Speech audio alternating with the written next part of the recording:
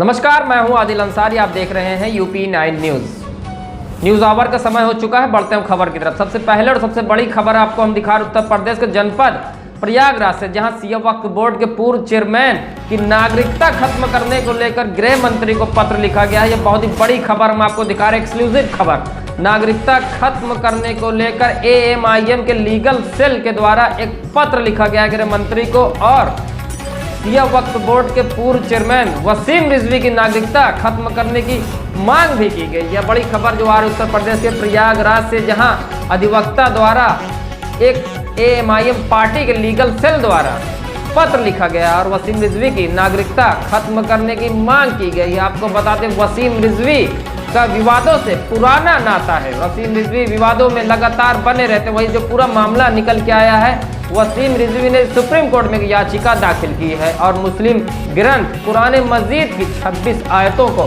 हटाने की मांग की, जिसको लेकर लगातार देश में विरोध का सामना वसीम रिजवी को करना पड़ रहा है। प्रयागराज में भी कल रात की अगर बात करें तो जहां शिया सुन्नी समुदाय के लोगों ने सड़क पर उतरकर वसीम रिजवी के खिलाफ नारेबाजी भी की है और वसीम रिजवी का पुतला भी फूका। वहीं हम आपको दूसरी ये खबर दिखा रही है, भी प्रयागराज से निकल के आ रही है, जहां AMIM पार्टी के लीगल सेल द्वारा गृह मंत्री को एक पत्र लिखा गया है और वसीम रिजवी की नागरिकता खत्म करने की मांग की गई है। आइए आपको पूरी रिपोर्ट दिखाते हैं।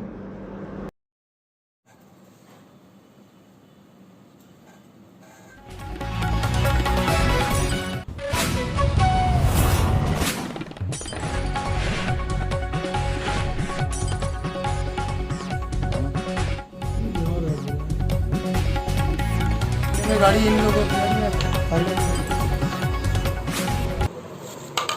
चीज को लेके आपने गृह मंत्री जी को पत्र लिखा है और क्या मांग की है? सिया वक्फ बोर्ड के पूर्व चेयरमैन विवादास्पद वसीम रिजवी ने सुप्रीम कोर्ट में एक पिटीशन फाइल की है। उसमें कुरान की 26 आयतों को हटाने की मांग की है। मैं इस चैनल के माध्यम से उनको बता देना चाहता हूं कि कुरान शरीफ में एक भी आप कोई चीज़ चेंजिंग नहीं कर सकते, क्योंकि मजहबी किताब में कहीं से एज पर इस्लामिक लॉ उसमें कहीं परमिट नहीं करता है कि आप उसमें कोई चेंज कर दीजिए।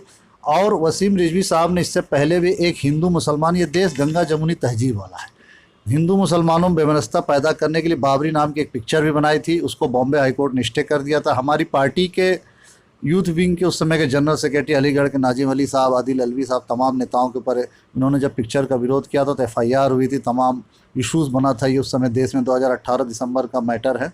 हमने हाई कोर्ट से उनका अरेस्ट स्टे भी कराया था, बाद में FAR लग गई। हमने गृह मंत्री को चिट्ठी लिख के ये मांग की है कि लगातार संविधान विरोधी कार्य करने पर, चूँकि भारतीय नागरिकता एक्ट की सेक्शन 1955 सेक्शन 8, 9, 10 या तो नागरिकता छोड़ दे दूसरे देश की नागरिकता, और 10वें सेक्शन में ये है कि लगातार संविधान विरोधी कार्य करने पर उसकी नागरिकता विड्रॉ की जा सकती है, समाप्त की जा सकती है। तो मैंने ये गृह मंत्री जी को चिट्ठी लिखा, मैंने ये उसमें सेक्शन का हवाला दिया कि लगातार ये 3 साल से जब भी पूरे देश में हिंदू मुसलमानों को लड़ाने के लिए कभी हिंदुओं की छवि कभी मुसलमानों की छवि, अपने आप को जब 5 राज्यों में इलेक्शन प्रपोज्ड हो गया तो एक वैमनस्यता पैदा कर, पोलराइजेशन पैदा करने, ये अवसरवादी हैं और बहुत बड़े जोकर हैं।